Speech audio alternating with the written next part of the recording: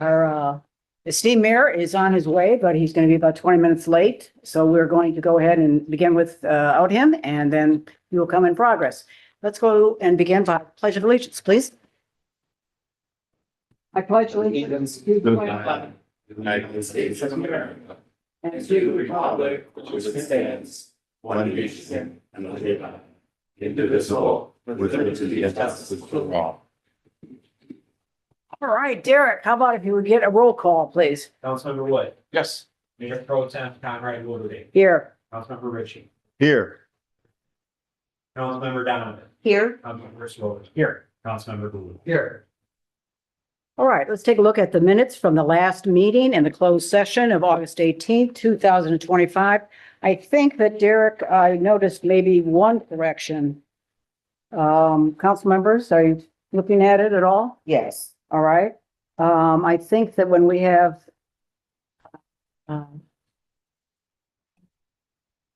See here. oh, I think you corrected it. Okay, close the public hearing. All right, you corrected it. Let me see on this one. Close the public comment, close the comment. All right, okay. Thank you, Derek. You must have, revamped those in between times. Have I motion to approve the minutes, please? Second. In favor, the minutes have been approved. Number 3, the item, reading and consideration, that's the minutes. Presentation regarding the potential use of the building at 107 Kirchhoff Avenue. This should be very interesting. Who is forward, can come forward and tell us what kind of plan you have? And please give me your name and your address. My name is Bradford Egan. I'm with 814 Services. We're located at 1695 12 Mile in Berkeley, Michigan. I have a spot where I can set this up for you. Maybe if I put it down here, can you see it okay? Good.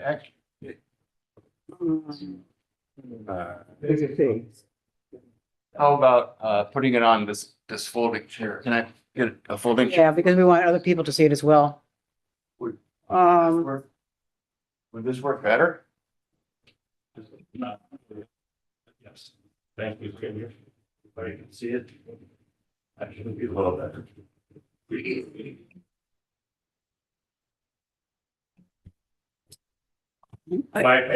Before you begin, this is, what we're talking about is the building that was where it did house the Rite Aid. Is that correct? The former right. Just- 7 Kirchhoff. That's right, just for the audience so that we know, we put it in context. Pro Tem, yeah, just kind of again, a bit more of an introduction. We were approached with a concept for potential use of the current Rite Aid facility, the building on Kirchhoff Avenue. This is a potential use that you're going to hear this evening regarding a childcare facility. And this is just informational. My council will not be asked to make any for a vote tonight on any of the matter. But clearly, this is a little bit outside the realm of our normal zoning for retail area, more of an educational facility. So most likely, ultimately, if it came before city council formally, it would require some sort of use exception for the business district. And then the other matter that we've discussed is parking. As you know, the properties along Kirchhoff on the Hill do not have on-site parking for the most part. They rely heavily on public parking, our municipal lot, the Cottage Hospital deck, and so forth. And so a parking exception would ultimately need to be approved if this moved forward. With that, I'm sorry, I'll turn it over again to Brad. Just to clarify, so Mr. Reeside, what we're saying here is this right now is just totally informational. Informational and really to provide feedback for the potential development. Correct. Thank you, sir. Thank you very much. And Mr. Reset and Mr. Rebecca were kind enough to give us their time to go over what we were proposing. What we are proposing is, as Mr. Manager had mentioned, was a daycare center at 107 Kirchhoff. It's the former site of Rite Aid. The building is about 10,000 square feet. We are, to give you a little background about 814 Development, we are a national developer that we partner with our clients. and we do a great deal of work with daycare facilities across the country. We also do veterinary hospitals. We do urgent care facilities. What we try and do is we try and partner ourselves or align ourselves with companies that are doing good for their communities. So we have a tagline for our company. It's called Enriching Communities Through Real Estate. And that's what we try and do best. What If is we it? help I'm sorry. enriching communities through real estate. So that's what we try and do when we present a project. The nice thing about this project is that we're dealing with a tenant that's coming from another country. They're coming from Great Britain, based in London. The company is called N Family Schools, and they have aligned themselves, or we've aligned ourselves with them to bring their concept to the United States. And their first two locations, or their first two geographic areas, I should say, that we are pinpointing are Michigan and Chicago area. With this particular site, we realize, as Mr. Reside had mentioned, that this probably didn't enter your mind as a use for this location, and we completely understand that. But the ability to come in front of you and just have you hear us out, we think you may have a change of heart. If not, we understand, but it's something that we think we need to put in front of you, and give you an idea of what our plan is. On the elevations that I showed, there are two larger pictures. And those are the elevations for the front of the building. There is a plan to put a second floor on the building and have additional classrooms, and also the play, they call it the play garden. That is what N Family calls their play area, but this is not a run of the mill, jungle gyms and things like that. They take a very active, organic kind of an approach to childcare. They call it early education more so than daycare. It's organic foods, it's yoga classes, it's stimulating activities that help children develop things that they may have an interest in later on, but they just don't know it when they're doing it. You know what I mean? So with that, our plan is to put a second floor on the building, have additional space up there. Of course, we would meet all codes required for fire safety and things of that nature. There'd be two means of egress through stairwells. There's an elevator in the building that we would extend up to the second floor. And with that, it would allow us to bring something that hasn't been very prominent into this community. I was born and raised in Grosse Pointe, and there's just not a lot of daycare in the points themselves. We had a gentleman with our company who's still with us, but he moved to Virginia. He lived in the woods. He had to drive his son all the way downtown to find daycare that was acceptable to him for his child. So we feel like we're bringing a significant need to the community, and Family with the way that they approach their early education. It's just not your traditional daycare that you would see in other places around Metro Detroit. They are known as one of the top early educators in London.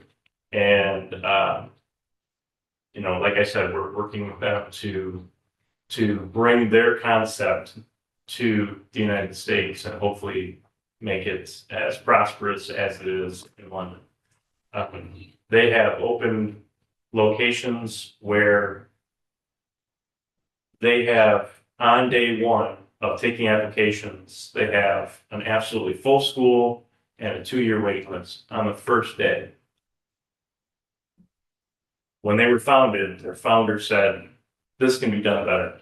And that's what he's done. And he's brought on the best of the best that he can find to bring that to fruition. And their company has been rated top early educators in London for the last 3 years. So we're not just bringing a daycare, we're bringing a destination care, a destination educator for really young children. The ages of the children would be anywhere from 6 months to 6 years. The hours of operation would be roughly 6:30 to 6:30 in the evening. I know that there were some questions about parking, about pickup and drop off, and that sort of thing, and I'd like to address those if I could. Part of the curriculum or part of the way that they operate their business is that parents must park their car, they must bring their child into the facility, and then they must pick them up and come into the building to pick their child up. With that, it allows for St. James Way or the back street behind the buildings to stay clear. In our initial discussions with the city manager, we had talked about having some designated parking in the surface lot behind the building where those parking spaces would just be continually interchanged with parents dropping their children off throughout the day. Things start very quietly early in the morning. They ramp up a little bit as you get into the 8, 9 o'clock hour. But for lack of a better term, the taking the child in and out and picking the child up is a bit transactional, meaning the parents will bring their child in. There's always the ability to talk with the educators, talk about how their child's doing, those types of things. However, for the most part, it's bring your child in, kind of hand them off to the educators and then leave. End of the day, they come in, they do the same thing when they pick their child up. Being in the middle of the hill area, it would allow a lot of parents to, on nicer days, walk their children to the daycare center. So the idea is that there would be some surface lot parking spaces that would be dedicated only between 6:30 and 6:30 Monday through Friday. And that would be up to the city to designate that. We've talked with Metropolis. Initially, they said, oh yeah, we can give you the spots. It's $80 a month, tell us your license plate number and you're good to go. When I explained further what we were looking for, they said, oh, you'll have to talk with the city. They are the ones that have the authority to provide those parking spaces for you. So that would be part of our proposal, would be to lease those spaces from the city for those designated times, but also allow those spaces to be utilized on the off hours, which would be the premium hours during weekends and things like that when people would want to park there. And there would be no use of that during those times for the daycare. The other part of our parking strategy would be to talk with Henry Ford Health Systems and see if there was an opportunity for the staff to park in their parking deck. My understanding is Metropolis kind of manages that, but I was given a name by Derek, and I had mentioned that I had emailed this gentleman from Henry Ford. I have not gotten an answer back yet from him, but I think that there is an opportunity there for the staff members to park in the parking deck. And that would kind of take care of our parking issues, along with leaving that St. James Way throughway to be clear for regular traffic or whatever. I understand that there's a dance studio there or something where it's difficult to pick up and drop off your children. It becomes a big log jam back there. So we want to avoid that, but it's not even possible with this tenant. You have to bring your child in and take that yourself as a parent. Currently it's zone B1. We don't want to have the city. I know a concern would be setting precedent is always an issue. So a conditional use, a use exception, something to that effect, where if for whatever reason, if this daycare facility was ever to go dark, and we do not plan on that. But if it were, then the use, however structured we could do it, would no longer be available. So someone else couldn't come in unless it was granted by you to that new user to do a daycare. And then it would also not jeopardize your B1 zonings, other places in the city that would then say, well, you let daycare in B1 over here, so why can't you do it here? And you can say, well, that was a special use permit that was granted to that. So we try and look at things that are beneficial for us as the developer or as the landlord, but also for the city to not put you in a bad position if something were to happen down the line with this location. In a nutshell, that would be what we are proposing. Also, the smaller pictures on the poster board there are some other pictures of locations that they have in London that are similar to this type of a location. There's also some interior shots. There's also some play garden area shots on that. And you'll notice very quickly that it's best of the best approach to early education. Again, organic food, yoga, education, health, and wellness are integral parts of their approach to their early education. I'm certainly available to answer any questions that you might have and look forward to it. Thank you, Mr. Edgar. Appreciate the overview. I know we have probably several questions.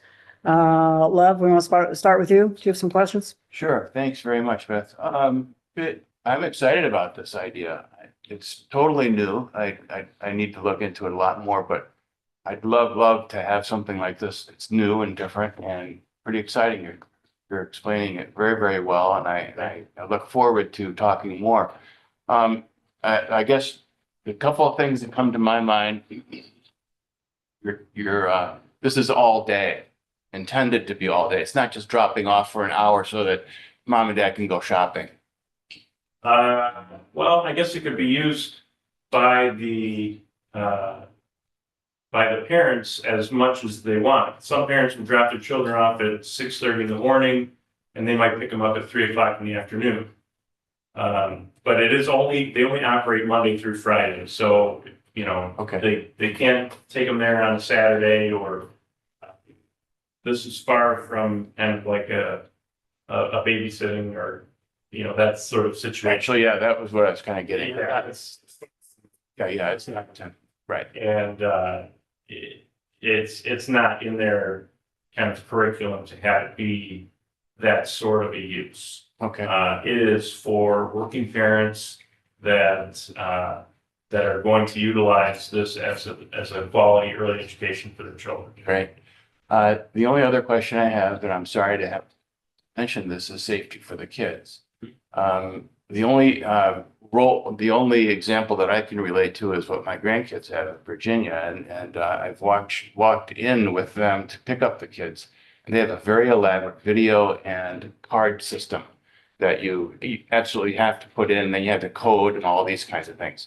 Now, it sounds like your client is very sophisticated, and I would hope that you could tell us that, yes, we're going to have the very best, because of course, nobody wants any bad guy to come in the middle of the day and say, hi, I'm the grandpa.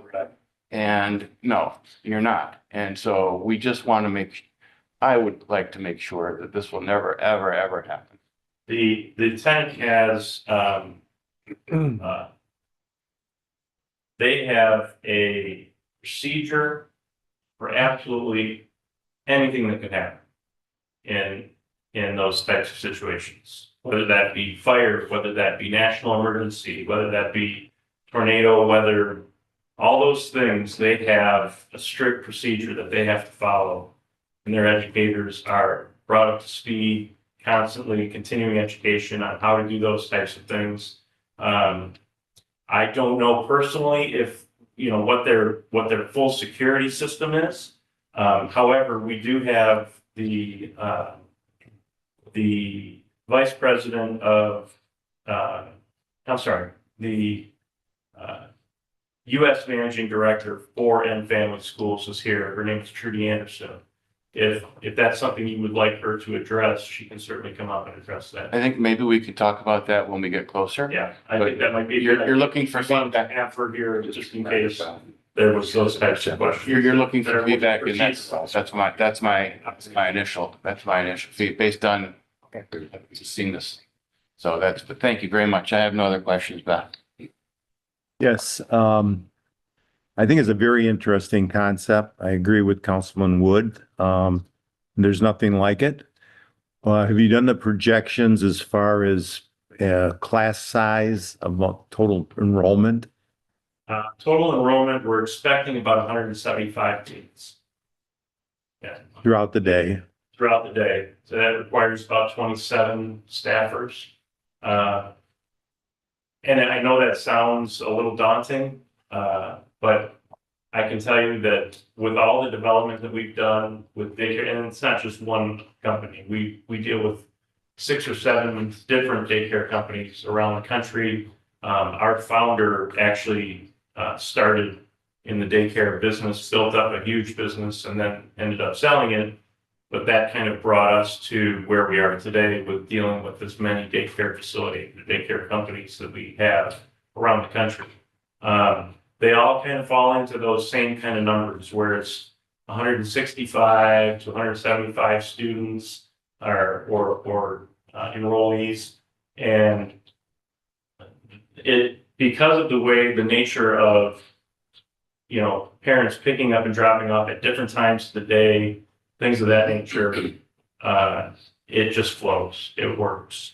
And it's, I sometimes question how it can happen too, but Right. I've never heard anything about, there being a problem with say parking or things like that. That brings up my other question is, most of us are familiar with that back entrance area and you have to cross the alley to get to the door or whatever you can say. That's a concern how that would be worked out, but I think the logical way might be to put a, more of a pedestrian crosswalk mhm, across St. James, right at that back entrance, because that would be the main entrance of the back entrance. So if we could come to an agreement, I think we'd all agree that the safety of the children and the parents is paramount. And I think just marking it as a crosswalk, putting some pedestrian signs up as a crosswalk, I think would be the logical step and allow for just that to happen, the safety of the parents and the children. Thank you. Thank you, Councilman Ritchie. Let me use the prerogative of the chair here. We could have a lot of questions here with this, but this is also supposed to be just an overview as far as a concept. I mean, I have a lot of questions: cost, accreditation, licensing, eligibility on who goes there, residential requirements. There's a number of other different things that I have that's associated with childcare facilities that I'm familiar with. So I think that we need to put in context of, I'm not going to sever questions from our fellow council people here, but let's keep in mind that we need a lot more information. And I came in here blind to that. Yes. So did many other people. And I don't like that. So I think that we really need to have a lot of due diligence. We have to have a lot more information. We need information on this company as far as My Family Schools. And I'm familiar with Chicago is the, the British school that does daycare, but I'm sure that's different than this. I just, I would say, Mr. Reside and to our fellow council members that we have to do a lot of due diligence here. Overall, I think that the concept is enamoring and is much needed, but there's so many other different particulars that we need to have that documentation first to digest it before we can really have some really legitimate, valid conversations. So with that, I'll take the other questions from our fellow council people. I don't Sarah? have a question, I just have a statement, because I love the word enriching. And that will certainly do that for the points. And I appreciate you looking at this community and saying, you know what, we should do it here. So thank you. Absolutely. Thank you. Yeah, and I'll just add on that. I respect your comments about the difficulty here, but I also know at the end of the day, it's a business. We've on the health. when you're opening a daycare is not an easy enterprise. Because there is state requirements and a lot of hoops that you have to jump through beyond the city. So I'm not sure it's really up to us to necessarily make sure you're jumping through that hoops. You're gonna have to get all the sort of licensing that you're gonna need. That said, what I will say is there is I was very happy to hear that it's 6 months to 6 years. There is a infant care crisis in the points. There is literally no place you can go in the points to have an infant in daycare. None. Not in order to get to Assumption, it's 2.5 years. In order to be in Grosse Pointe schools, it's 2.5 years. When we put my daughter in daycare when she was a little over 6 months old, I drove all the way up to 13 miles to find a place. And that is a problem. If you want to have a community where young families feel like they can move in, they cannot do that if they do not have access to high quality childcare. So I am very excited about this opportunity.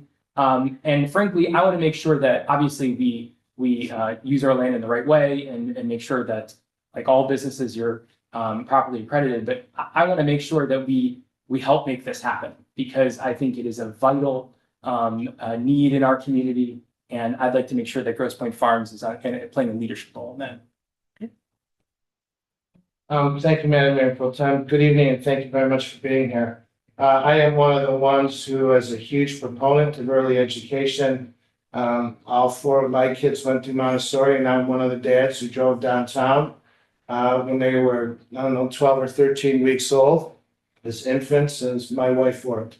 I do need additional information. I do want to know if there's any other interest in the property, quite frankly. Things of that nature. I'm going to do some research as to the principles behind your good client in England, looking at data from England, things of that nature. But I very much appreciate you and your team coming today. And I assure you this will be given very careful consideration if and when you decide to formally present it to us. Thank you, sir. Thank you. One thing I will add, though, if there is an opportunity where a collection of questions or issues that you would like us to address, it's a little harder to address them on the fly as you came in cold and I addressed you, which I apologize that happened, but we would love the opportunity to address all the questions that you would have and how they would be handled for the city. And the state licensing does take a lot of that as far as, fire code and things of that nature. Child count is definitely all based on square footage. And so a lot of those questions are answered through the licensing process with the state. But we would be happy to address any number of questions that you have and get those back to you before we come before you again. Thank you, Mr. Eckert. I appreciate that. May I make just a suggestion? Why don't you come up with a list of the things that you already know are inherent in this facility and with this company? I mean, we don't even know anything about the company. So I think the onus is on you first. Absolutely. And so then we can come up, but when we digest that information, then we'll come up with different questions and hopefully we'll work something out. We'll see what happens. Here, Pro Tem, just a question. So I just want to know, and the truth is, we may not even know exactly, but based on the discussion here, what we'd expect is the need for a special use permit. And it sounds like there would need to be a parking exception. Are we aware, and maybe this is council a question for you, is there any other thing that we should think about that would be relevant here that we're going to have to consider? Because remember, at the end of the day, this is mostly a matter of the zoning board of appeals, correct? Yeah, so I think those are the two main elements. So you precisely would be the use exception and the parking exception. And the purpose of this meeting was to allow the concept to be introduced to council and to find out whether there was any interest in moving forward and reviewing further. And from what I'm hearing, there is interest from council to explore this further. And so now I think we have to do our due diligence too. We've talked a little bit about parking requirements and identifying when the greatest need for the parking would be required. For example, currently in that first row, the municipal lot, we don't allow any parking in those spaces before 9 AM. And we do that on purpose because we don't want the employees of the Hill to park those early in the morning, and then they're not available for the rest of the day. So there may be an opportunity to make those spaces available for drop off, pickup only, for instance, from 6:30 AM to 9 AM when employed. So those are the kind of creative things we would need to explore. So I guess really the next step, I think more information will be forthcoming. I would encourage council, if there's specific questions that you have regarding this development, to direct them to either Derek or myself, and we can make sure that those get forwarded. And really, probably the next step then would be to, if this is worth pursuing, I think this would probably be one of those topics that would warrant a work session that we could just dedicate, a couple hours just for this one item. Yeah, and if I might, I think more than a work session, additionally is a public hearing with specific invitation to the public, very, very broad-based. I mean, we're talking over 350 people ingress and egress twice a day out of the building on the Hill. That's a large number of people. I want input from public safety, police and fire, but I agree, we have a lot to do. All right, so Mr. Eagers, what we're gonna be doing then is that we'll coordinate a number of different things, and you, with your development, will coordinate a couple of different things with our city manager. And then we'll announce the next steps is that we'll put it on the agenda for, it could be the next council meeting or 2 council meetings from now, Yep. 60 days. Or if we want to have a special meeting, and it could be preliminary, even a preliminary public hearing, that no action's taken, but it's just an opportunity to have more dialogue and certainly include the impacted community. Absolutely. All right, thank you, sir. Appreciate Thank you it. very much. All right, If you'd like, I can leave that poster board with you so that if you have questions, sure. that you want to refer back to it in your special meeting. Mhm. Absolutely. So, Sure, okay. that'd be Thank you great. very much. Thank you, thank you. Thank you. All right, we're gonna move on here. I think we have to take a look at this particular issue right here. Yes. Yes, okay, The consideration of the Provencer Road Gatehouse plan modifications. right. So the Levanter Road Gatehouse Council review and the modifications Need and to formally amend the agenda, please. yes, that's right, we should, because it's not on our. agenda. So I think this was the drafted went out, the agenda was amended and online. It was on Tuesday. It was corrected, so it is included on the formal agenda that's online. All right, so this would have been then item number 5 and consent agenda 6, It was actually 4B. 4B? Yep. Okay, thank you. All right. All right, you know the drill. Yes, your name and address. Look, it's, he's a pro. Yeah. A lot to say about the last item. Uh-oh. We'll wait for that. I am here this evening just to present. Name and address. please. I'm sorry. My name is Edward Russell Development. I'm the contractor for the Boswell Road Association Gatehouse and Road. And I'm here tonight to basically clarify and show the alternate material palette. Approved, material palette was approved last year in September before council. It was a mix of red brick with a modest design change. That particular structure had traditional dimensional asphalt shingle. And so tonight we wanted to bring in our alternate material palette.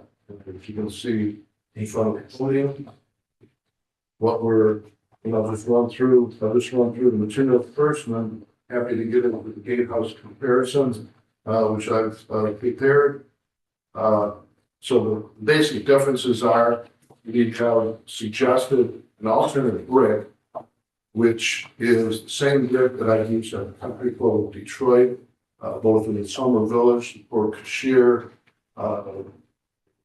the men's bar that was recently done, and some other smaller projects that we've had there. You can see it before you. It's a boutique yard. It's based on Alabama. And you get the range of the bricks that we use at the country club, which kind of brings in unifies the community, both the computers that are on the first floor, as well as the clubhouse that can obviously see the Provencal Road Association. We've also, which I think was a big plus, suggested using the composite slate that you see down here. It's a big change over the fiberglass shingle that was originally proposed last September. Window wise, we have, what am I going? The windows that we're using have the mullions and flatting. That is what we use in Summer Village. That color tone is what's shown. Did you pass those out? You'll see that color tone is called Acorn, and we'll have the doors also custom painted to match that. Let's see the elements of limestone that are shown. Yeah, just how we kind of unify what the things surroundings are. Specific to the island, the building height, the size of the structure, very, very much like what was proposed last September. The island is a bit smaller. The building height is a bit taller, 1 foot 10 inches higher. It was originally proposed at 15 feet. It's currently, this version you're looking at is 16 foot 10. The building width and length is approximately the same. It's, this particular building is 10 foot 10. The other one was 12 foot 2, but we are longer at 18 foot 10. So roughly the same square footage, just a little bit different configuration. And what we did was we tried to shrink the island. We didn't try, but we did shrink the island to allow for a little bit more width on the ingress and egress. There's a lot of large equipment that goes in there, landscape vehicles, trucks, moving vans, and so on and so forth. So we sacrificed a little bit of the width of the island in favor of a road modification. Anyway, that is essentially what the changes have done. I'm happy to answer any questions you may have. All right. Thank you, Ed. I think it looks very good to me, but questions from the council? What? I'll just make a statement that I think this looks great. I applaud your efforts to kind of have continuity between the structures at the country club and this. It's going to look very, very nice, I think. I have no problems at all with the changes. So, I'm sorry, great. yep, I'm fine. Other questions from the council members? Any questions from the public? What's the pleasure of the council? Madam Mayor Pro Tem, I have a motion. I move to approve the modifications for the Council Road Gatehouse as outlined by Mr. Russell in his comments and in the documents provided to us as the supplement to our meetings. We have a motion to have a second. Friendly Friendly amendment, okay. All, as we normally do, John, the one condition would be that all building materials will be as presented for us here tonight. Yes, except your amendment. All right, with the amendment there, accepted? I should add, with the understanding, as you noted, Mr. Russell, in the association, that there will be no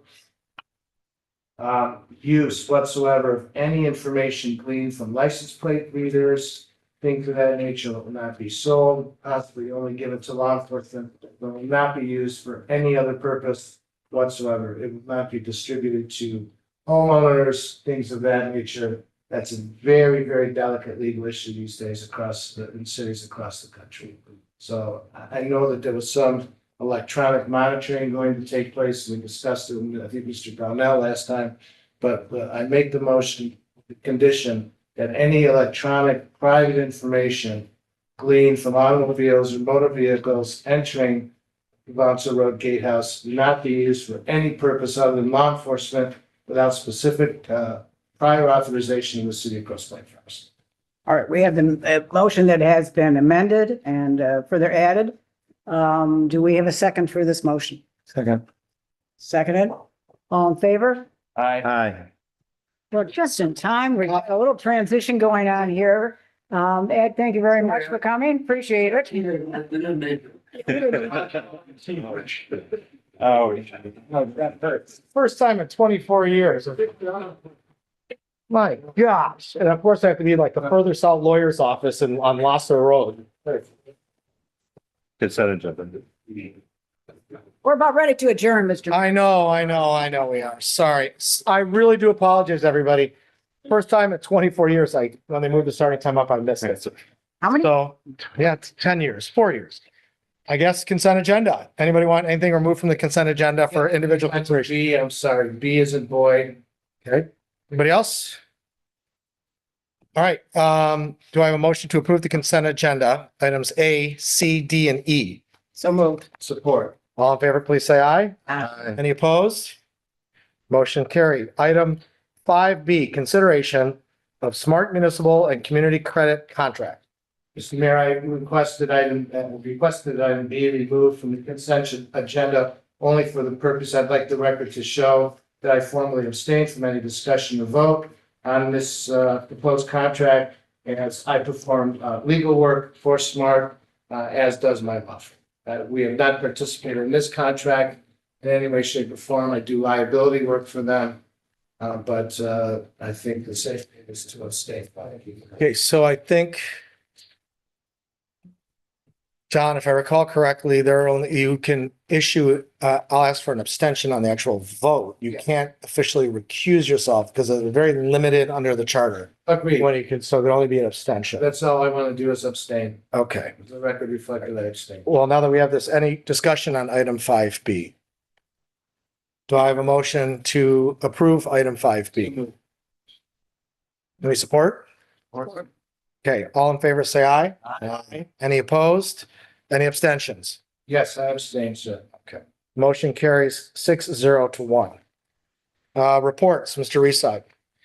Just two items. I think council may be aware, at least our Parks and Harbor Committee members and our Pool Committee members are aware. We do have a follow-up meeting next Tuesday at 6 p.m. And the purpose will be to review comments that we received at the last Parks and Harbor Committee held last month on proposed modifications to the aquatic complex at Pier Park. We've listened. It was a very good meeting with a lot of input a month ago. We've kind of tasked with our planners how we can accommodate some of the suggestions that were made. And so we're going to be presenting those revised plans to those committees next Tuesday. It will be a kind of a normal committee meeting with the ad hoc committee and Parks and Harbor, but public certainly is welcome to attend because of the interest, particularly in this topic. We've also posted information on social media and on our website. And then the other item is I will again request a brief closed session tonight to discuss a real estate matter. Any other business from anybody else on council? Got it. Mr. Mayor, tomorrow morning is the first official formal meeting of the Adult Action Committee, which is the governing body, oversight body for the helm and for the millage that was passed by four Grosse Pointes in Harper Woods. We have had an orientation meeting for all the different AAC board members. And we have also had site visits, one in Rochester, another one at the helm. And we will be having some, all these meetings are public meetings. And they are posted, so anyone is invited to come and attend and share into the discussion. That's all. Good. Anybody else? Yeah, I just wanted to lift up and thank the Parks and Harbor team and just everyone who put on an exceptional end of summer celebration. I think it's definitely the highlight of the summer, and the weather couldn't have been better. The show was fantastic, and just the parks looked great. The only request we'd make is maybe in the future, well, obviously not next year, but in the future, if you could find a way to have more bathrooms open during the event, that would be good. We kind of ended up closing the pool house, I guess, at one point. And the bathrooms weren't available there. And so there were some issues there. But other than that, it was just a spectacular evening. I'm deeply appreciative of all the work that went into it. And also just on the pool, again, really thankful for the meeting that we had with the community. I'm looking forward to the one that'll be happening later this month. And I think we've had a really great productive process. And then finally in line to that, I just want to speak to a moment about like our country. In our country, we need to figure out how to disagree with one another better. And one of the things that I admire about this council and this community is I think we have figured out here how to have disagreements without being disagreeable, how to speak to one another across our differences. And in this country, we need a lot more of what happens here at this table than what happens too often in Washington and other places. So I just want to speak words of appreciation to my colleagues, speak words of appreciation for my neighbors, and ask that all of us continue to do better because that's what this country needs now more than ever. Thank you, Neil. Anybody else? No, Mr. Mayor, just briefly, I guess, John, yes. Go ahead. I too very much appreciate the large turnout we had at the Parks and Harbor and the Ad hoc Pool Committee meeting. We had over 140 residents personally attend. We've had a great number of people view online as well. Since that meeting, the meeting is extremely important to the process of seeking as much independent viewpoints as we've done on Parks and Harbor and pools, but now to reach out in a much broader sense to the community. We have a tool. Our Pier Park is not rubbish, as some people have described in some emails that are less than flattering. Quite frankly, it will remain a jewel. We are working very hard. These meetings are important. They'll continue to be important, and we're going to continue to work very hard to seek all the input, to make the necessary changes that are requested, to bring those changes back to our community members. We have a very wide range of ages who are at these meetings. We have people who are in their 70s, and we have people who are in their 20s and 30s with new kids. And I think one of the things we have to remember in doing all of these projects that are currently underway is in the 1950s, many people gave of themselves and their plans to build things that we continue to enjoy today. And there's going to be a little bit of inconvenience going forward for some of us, quite frankly, as to what we are doing for those in the future, whether it be roads, sewer improvements, pools, things of that nature. We have to give a little bit for the future, as those who preceded us did as well, and we enjoy the fruits of their labor. And we're going to have a great complex. We have several donors in mind. We're looking who have expressed the interest. We're going to have more, and it's going to be another great packed house. Thank you, sir. Well said. Anybody else? Well, let me add 2 seconds on that. We have received some communications from residents. I didn't know this was going on. What's happening? Our website is there for a reason. It's there to announce meetings. And the meetings that have been happening with the pool, the Ad hoc Pool Committee, all these other committees meeting have been on. And I have seen in my many years, people show up at the last moment and say, I want it all changed. And we have done a very good job building and rehabbing and continuing to improve with our communications committee years ago when we changed the website to make it much more interactive. And it's a work always in progress and improving. So obviously we appreciate all public comment on everything we do. And we want to get as much public comment as possible. But I think it is also incumbent upon our residents to take a moment to look at our website occasionally to see what's happening. Because they often hear it, oh, my neighbor just told me ... And that may be something that has been going on for a year or for months. And then they get on the phone, they get on the email, and they communicate, often, sometimes impolitely, and saying, why did I know about this? We don't deliver handwritten letters to everybody's house. That's why we have the website. That's why we publish meeting notices in the Grosse Pointe News. So I urge you, those of you watching, live streaming or here, tell your neighbors that we have a very good communication method. You can get on the website and check about every single meeting that is happening, committee meeting, Parks and Harbor Committee, etc., about what's happening in our community. So it's very difficult for us to have people run to the firehouse after everything's already happened for a year or a year and a half. So please, please, please keep up to date on what's going on. And I think that'll stop a lot of this hurry up, and change things at the last moment. So that's all I've got. Do we have anything from the public, please? Andy, I'm going to make you go second this time. Come on up. Yep. Name and address, please. Lee Kiss, 157 New York. I would like us to ban gas blowers. Ann Arbor has done it. Naples, Florida has done it. I feel, as we stated, that we are as valuable as they, as far as residents.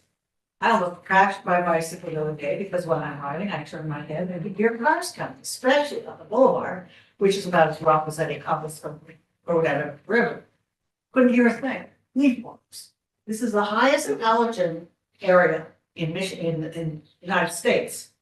And those leaf blowers blow up every speck of mold, everything. It's just horrible. And there's a lifetime for each leaf blower. Here, it's about 3 to 5 years. Ann Arbor has given all the leaf blowers permanent no more at 2008 or 2020. And Naples gave a year because they have a longer, one 12-month season, so we're out more quickly. And the lawn service companies in Naples are enjoying their battery leaf blowers. Now that they've been forced to convert, they like them better. And I just don't know why there's such resistance to it. It's so conspicuously annoying. One leaf blower emits as much pollution as a 6,200-pound 2011 Ford F-150 SVT Raptor truck, 10 miles per gallon. And carbon monoxide irritates lungs. Bicycling, you get all this huge fumes. I just don't understand why there would be any resistance to doing it. Also, I would love, the second subject is pave the damn roads. To quote somebody I didn't vote for. The boulevard is dangerous. I bicycled up here tonight and I took Kirchhoff, which people were all driving about 50 miles an hour on Kirchhoff. Like, why we can't control speeding either. But I will not take, I almost crashed twice on those potholes. You have trees, light, shade, you can't see where they are. Suburban, which has been a Texas Cadillac. I feel like I have to wear a sports car to drive down the boulevard. I mean, it's an embarrassment. It's dangerous. And living one house away from the boulevard, the trucks, turn, the trailers, push, push, turn, turn. I mean, it's obnoxious. So please, pave along and no more patching. I had photos, which I should get in time because I'm not good on technology, that you can see these patches that have lumps of 8 different sessions of patching. And they're almost worse than the potholes we have. And it's unconscionable that we just can't. And I understand, talk to Reese too, that we can get national money for it. Is there any way we can do it now and then get them to back pay us? Yeah, we wish it worked that way, but it doesn't. Yeah. So we have to apply, wait for us to grant it, wait for them to grant it and get it back. And I have not seen one person pulled over on the boulevard for Portugal for speeding. Right. Why? Hold on, Jake, hold on. I do have one question though. Are you all good? Okay, thank you. I did have one question. I know that the on the road plan is the boulevard at some juncture. That said, on the idea of dips, there is one dip right at that crosswalk by the school that literally has a cone in it. So that you, like, are we gonna deal with that dip in particular? Because if it's got a cone in it, we gotta figure out that problem. Yeah, I can Yeah. respond on that a little bit. So for some reason this summer, we had like several dips. You notice there's like 3 or 4 of them as you travel down Respond Boulevard. So over the last several weeks, we've been like puncturing those and trying to figure out if there's actually a sinkhole underneath them or not. The one right at Deming Lane did have a sinkhole. We dug that up, fit and repaired the sewer for that. These other ones that we've been doing, it appears to just be like some settling from the original sewer separation or something. We're not quite sure, but when we poke a hole in it, if essentially what you do is dye water and put it in there, and then you open all the sewer, manholes and stuff and see where it's coming in. That water doesn't go anywhere, it just sits in the hole. So our impression is that it's just some settling underneath. So we do have, as part of our program for this fall, is to mark out all those depressions on the boulevard that appear this year, that have them cut out and leveled out so that Before the it's a winter base. For the winter. Before the winter. Okay. And Tim, how much are we spending on roads this year approximately? Close to $3 million, I believe. So we are fixing the roads.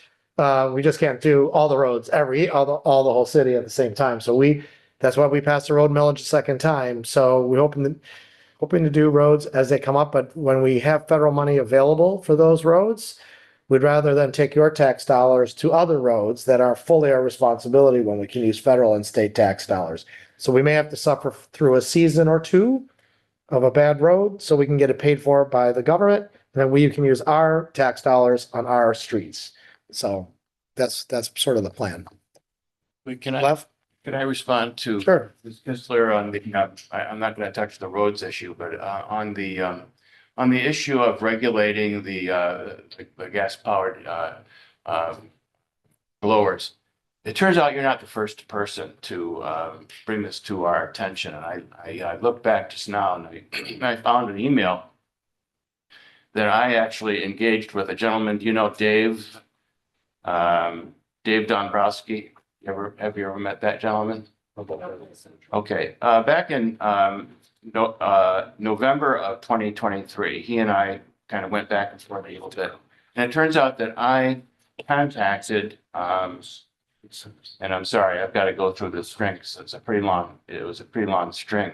I contacted Bill Whetstone at Greater Detroit Landscaping and also Joe Backer, both of those gentlemen. They both called me back on this particular issue because I'm concerned. I don't like, these blowers any more than you do. I have a battery electric one. Yeah, I'm not going to go through the whole string of this email, but the essence of the discussion was that we're not quite there yet in terms of power for the battery electric blowers for the large states that these guys have to, use. Plus, it's very different from the residential perspective versus the commercial. Here's the thing.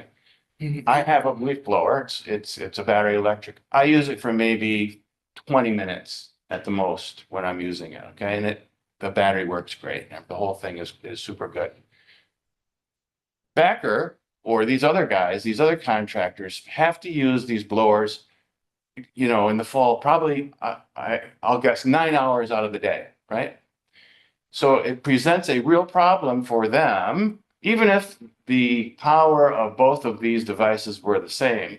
It presents a real problem for them to have like 5 or more batteries in their trucks, all powered and ready to go. They have to go from house to house. They got to make money. They got to do this as quickly as possible. You can understand. So I also contacted, he mentioned, you know, the Naples, Florida, ordinance, and I looked at it and it's great.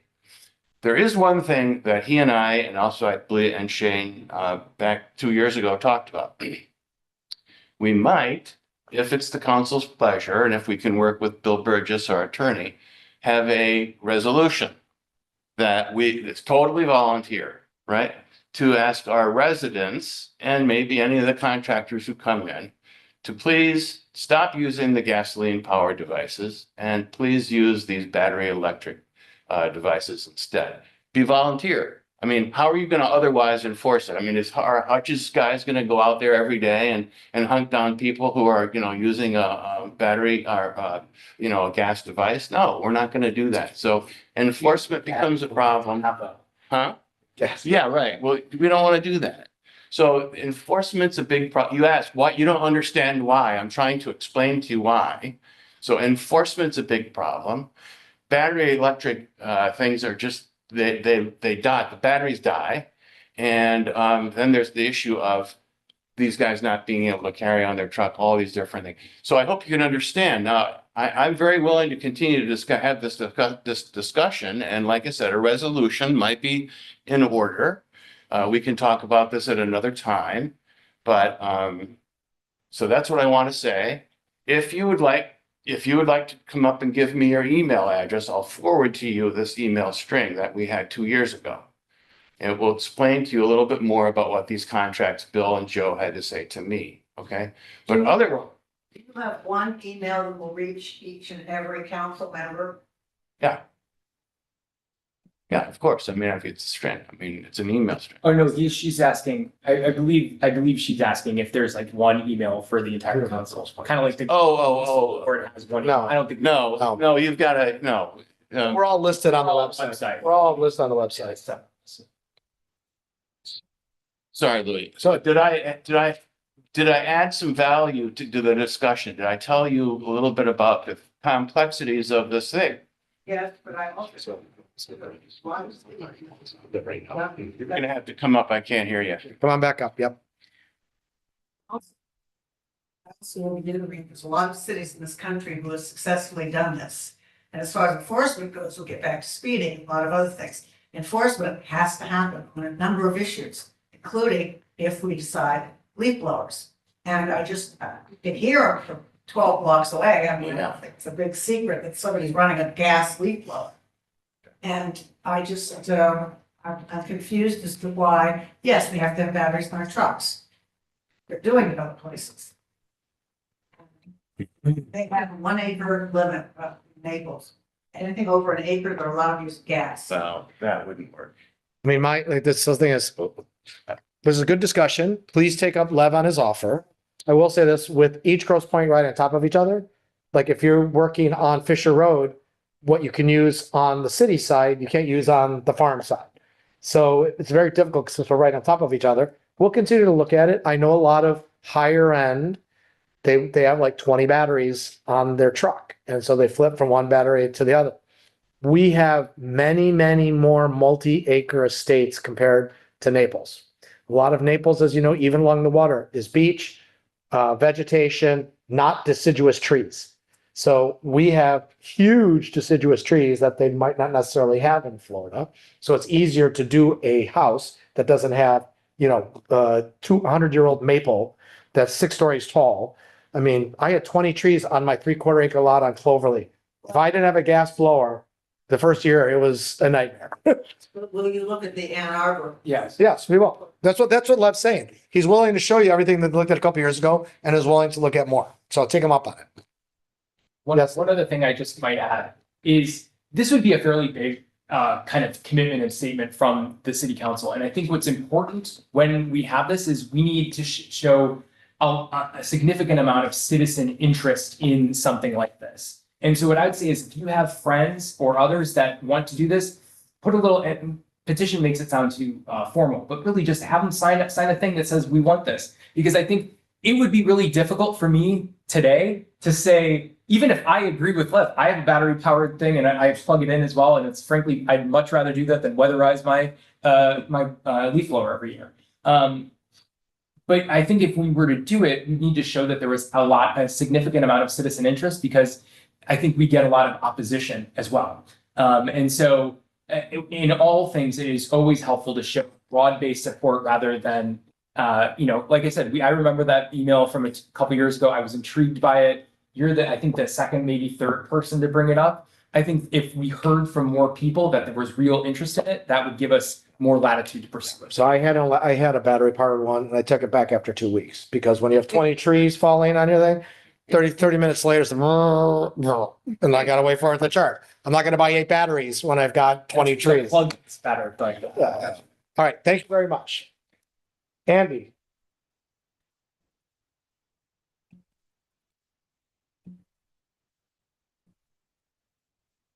I think read the letter introducing about this, inspecting our lots for the, sometimes the cross contaminations. Oh, yeah. And I was like, this came from not from the city, from another company. I don't quite understand this, and a little concerned about somebody coming onto our property, but don't even be picturing on them being there. So what is the purpose? He said, yes, I don't quite understand. I see it. Sure. Yeah, I can start out. I know, this is a new regulation. Came from, I believe it's from Eagle. Eagle, yeah. And, previously, we had to have a program that involved commercial property and we'd have to, and obviously the concern is you're taking steps to make sure that you don't have potential of any contaminant backflow into your water system. Okay. So, for instance, we do things like residential, when we require, the air gap, to be put on a hose bed. And so, that water can't flow back into the homes. So now the state is making, certain requirements to residential as well. This is new and frankly, we're just learning about it, now. We'll prepare something, I think, more broadly and what exactly, is necessary for residents, what we need to do just to make sure we're all complying with the state requirements. He's coming out next Wednesday. Something else. And I said, I'm not with some of my property. My concern, I don't understand, just a little concern, it's just comes in the mail and we don't really. Call them up and we're getting a question. We'll get something out very soon and we're just learning about it now. I've just learned about it just recently as well. So, They're coming next week, they're gonna do this inspection. Yeah, they're not giving us quite a lot of notice. Yeah. Some of the people got letters even today for next week. So it's like, I'm looking at it here. By the way, the quizzical look you gave on the little breaker for the spigot outside, I first learned of that when I was selling my house on Cloverleaf after 20 years. I never even knew the things existed until I was told I had to put them on before I could sell my house. or the CFO. CFO, exactly. For it, the sprinkler system goes on, why does it have to be the other one? So those are the things we'd be looking for. A sprinkler system that has the air gap, it's just a metal thing that screws on like your faucet in your basement. You can hook a hose to it. But before you hook up a hose, you have to just put it, it's just a metal bracket that has a vent in it. So if you have back pressure coming back from the hose, Backflow. it will spill out into the sink as opposed to following up your line and potentially causing the contamination within your water line. So all, we have to put a backflow thing and all those outside things that are right now. So we're all gonna be dinged. Yeah, only when you sell. We'll get out information as soon as we can. Thank you, Andy. Neil? One question I had, and it kind of, Andy's question brought this up for me.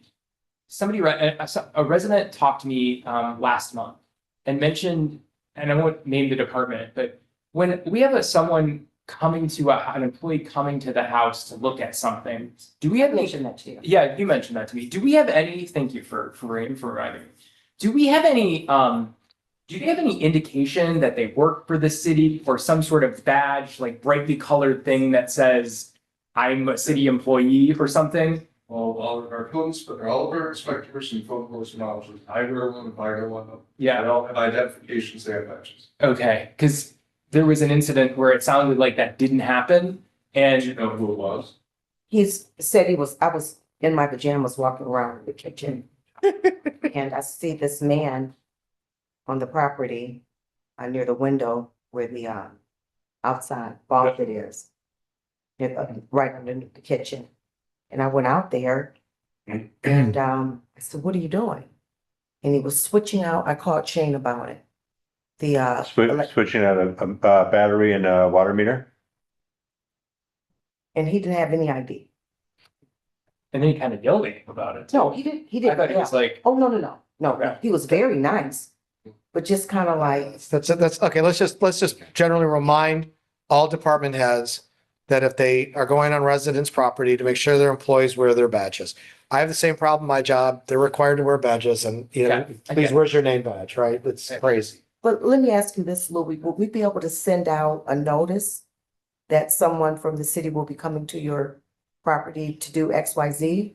Or that's not necessary? Gosh, we do it for the water flushing. We do it for a lot of stuff. I mean, when are they going out for water? Like for her situation, is that just they get a report that there's something on that property that needs to be checked or the battery dies? Right. So then would we be able to send an email out, or if they're not, but they have to be registered, right? Because they'll get a notice in the morning, Sarah, they might give you in the afternoon, right? So that's- and when Sarah talked to me about this, one of the things I said is, it's not just for the resident safety, it's thinking for the safety of our public employees. Just, I don't, you know, we live in a place where people are heavily armed. I don't want anyone getting hurt for a water meter, you know, it's, yeah, exactly.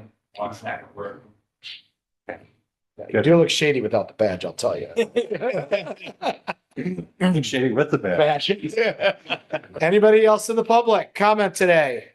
All right, do I have a motion to adjourn the meeting and then to convene in a closed session? We will not be coming back in open session to discuss real estate matters. I make that motion, Mr. Mayor. Do I have support? Lord. Roll call, Mr. Kazicki. Councilmember Wood. Yes. Mayor Pro Tem Conrad Willoughby. Yes. Councilmember Ritchie. Yes. Smith Harris. Yes. Councilmember Donovan. Yes. Councilmember Zerko. Yes. Councilmember Leo. Thank you, everybody. I apologize again for my tardiness. Much apologize to you Louis, guys. Can I be excused and give the lady my? Yes, real quick, yeah, go ahead, 2 minutes, go. I can send you her email. I have it. Can I look at question? Yeah, well, while he's using the restroom, give her your email. Good. What? Give her your email while he's using the restroom.